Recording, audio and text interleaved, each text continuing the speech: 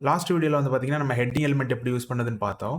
So, இப்போ வந்து HTML பேசிக் லெவல்ல ஒரு பேசிக் டெக்ஸ்ட் எலிமெண்ட்ஸ் எல்லாமே நம்ம பார்த்துருவோம். அதாவது ரொம்ப காமனா யூஸ் பண்ணக்கூடிய மோஸ்ட் ஆஃப் த டெக்ஸ்ட் எலிமெண்ட்ஸ பார்க்கலாம். இப்ப நம்ம வந்து ஃபர்ஸ்ட் பார்க்க போறது வந்து பார்த்தீங்கன்னா, பேராகிராஃப் எலிமெண்ட். இத நான் வந்து ஏற்கனவே வந்து உங்களுக்கு காட்டியிருப்பேன்னு நெனைக்கிறேன். இந்த பேராகிராஃப் எலிமெண்ட்ல நார்மலா பல்க்கா பெருசா பேராகிராஃப் மாதிரி எழுதக்கூடிய டெக்ஸ்ட்ஸ் மட்டும் தான் நம்ம யூஸ் பண்ணுவோம். ஒரு எக்ஸாம்பிளுக்கு வந்து பார்த்தீங்கன்னா, லோரெம் அப்படிங்கிற இந்த அப்ரிவியேஷன நான் யூஸ் பண்றேன். இது வந்து என்ன பண்ணும் அப்படின்னு பார்த்தீங்கன்னா, பிளேஸ் ஹோல்டர் டெக்ஸ்ட் மாதிரி ஒரு டெக்ஸ்ட் நமக்கு வந்து ஜெனரேட் பண்ணி தரும். ஜஸ்ட் ஒரு சாம்பிள் டெக்ஸ்ட் மாதிரி. ஒரு குட்டி பேராகிராஃப் தான்.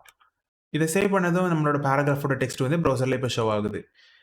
ஸோ இதே மாதிரி நீங்க வந்து மல்டிபிள் பேராகிராஃப் எலிமெண்ட்டும் நம்ம கிரியேட் பண்ணிக்க முடியும்.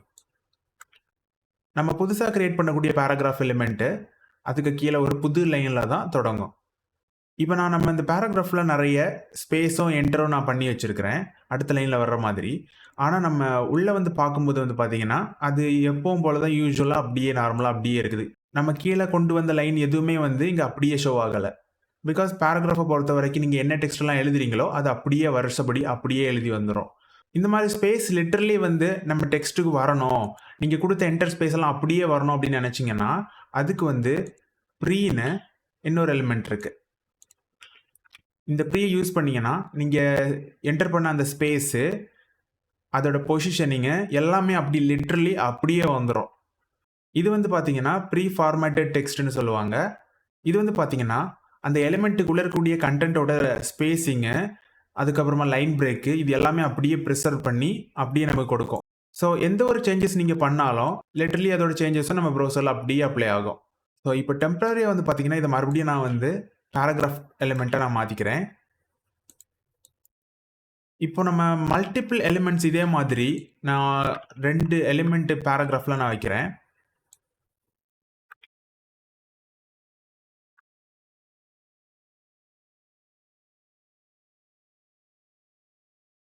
நம்ம எக்ஸ்பெக்ட் பண்ண மாதிரி அப்படியே இதுக்கு கீழயே வந்து இதோட எலிமெண்ட்ஸ் வந்துருச்சு. நீங்க வந்து கேட்கலாம். இதுக்கு இடையிலேயே வந்து நான் எக்ஸ்ட்ரா ஒரு எலிமெண்ட் இல்லாம ஜஸ்ட் எனக்கு ஸ்பேஸ் மட்டும் வேணும்.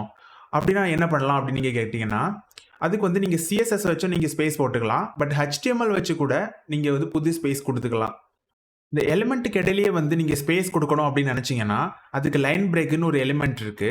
அதுக்கு வந்து BRன்னு சொல்லுவாங்க. இது வந்து பார்த்தீங்கன்னா, செல்ஃப் குளோசிங் டேக். அதனால இதுக்கு நம்ம எந்த ஸ்லாஷும் குடுக்கணும் தேவையில்ல. ஜஸ்ட் BRன்னு போட்டாலே அந்த எலிமெண்ட் வந்து வொர்க் ஆக ஆரம்பிச்சுரும்.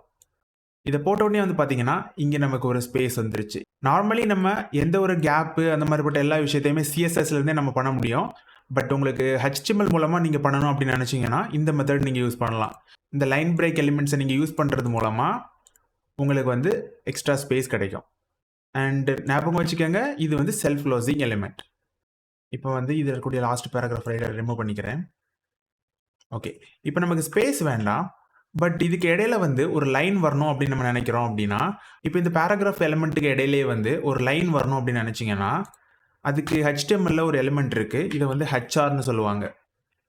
இந்த HR எலிமெண்ட் நம்ம பயன்படுத்துறது மூலமா, இந்த மாதிரி ஒரு புது லைன் வந்து நம்ம பேராகிராஃப்க்கு இடையில வந்திருக்குது. இத நீங்க எத்தன தடவ வேணாலும் பயன்படுத்திக்கலாம். நீங்க மல்டிபிள் டைம்ஸ் ஆட் பண்ணும்போது, மல்டிபிள் லைன்ஸ் அதே மாரி விழும். நீங்க எந்த இடத்துலலாம் நமக்கு வந்து லைன் வரணும் அப்படின்னு நீங்க நினைக்கிறீங்களோ, அந்த இடத்துலலாம் இந்த HR எலிமெண்ட்ட நீங்க யூஸ் பண்ணிக்கலாம். பொதுவா வந்து பார்த்தீங்கன்னா, ஒரு பர்ட்டிகுலர் பேராகிராஃப்க்கு அப்புறமா, இல்லன்னா பேராகிராஃப் தொடங்குறதுக்கு முன்னாடி, இல்ல டைட்டிலுக்கு கீழ ஒரு லைன் வேணும் அப்படின்னு நினைச்சீங்கன்னா, இந்த HR எலிமெண்ட் ரொம்ப யூஸ்ஃபுல்லா இருக்கும். அது மட்டும் இல்லாம இதுவும் வந்து பார்த்தீங்கன்னா, செல்ஃப் குளோசிங் எலிமெண்ட். இதுக்கும் நீங்க ஸ்லாஷ் போட தேவையில்ல. லைன் பிரேக்குக்கு நீங்க யூஸ் பண்ண மாதிரியே, HRயும் நீங்க டைரக்ட்டா யூஸ் பண்ணிக்கலாம். இப்போ ஒரு சில கோட் வந்து நீங்க எழுதி வச்சிருக்கிறீங்க. அந்த கோட் வந்து நம்ம ஸ்க்ரீன்ல ஷோ ஆகக்கூடாது. பட் அந்த கோட் வந்து நம்ம HTML குள்ளேயே இருக்கணும். ப்ரௌசர் மட்டும் அத இக்னோர் பண்ணணும் அப்படின்னு நினைச்சீங்கன்னா, அதுக்கு நீங்க எந்த கோட நீங்க வந்து மறைக்கணும்னு நினைக்கிறீங்களோ, அந்த கோட அப்படியே நீங்க செலக்ட் பண்ணிட்டு, உங்க கீபோர்ட்ல கண்ட்ரோல் பிரஸ் பண்ணிட்டு, ஸ்லாஷ் பட்டன பிரஸ் பண்ணீங்கன்னா, இந்த மாதிரி அந்த நீங்க செலக்ட் பண்ண கோட வந்து கமாண்ட் பண்ணிரும். நம்ம இப்படி கமாண்ட் பண்றது மூலமா, நம்மளுடைய ப்ரௌசர் வந்து அத இக்னோர் பண்ணிரும். இப்ப நீங்க பேஜ் சோர்ஸ் கோட்ல போய் பார்த்தீங்கன்னா, இந்த இடத்துல வந்து உங்களுக்கு ஷோ ஆகும். எஸ் இந்த கோட் இங்க தான் இருக்குது.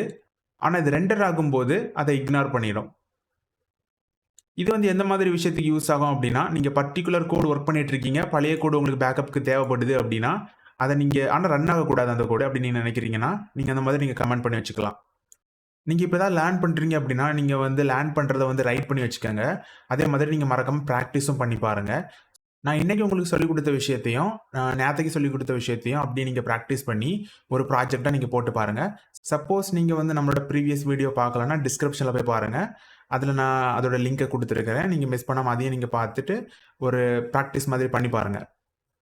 இந்த வீடியோ உங்களுக்கு ஹெல்ப்ஃபுல்லா இருந்திருக்கும்னு நம்புறேன். மறக்காம கீழ கமெண்ட்ஸ்ல உங்களுக்கு ஏதாவது டவுட் இருந்துச்சுன்னா கேளுங்க. See you guys next time.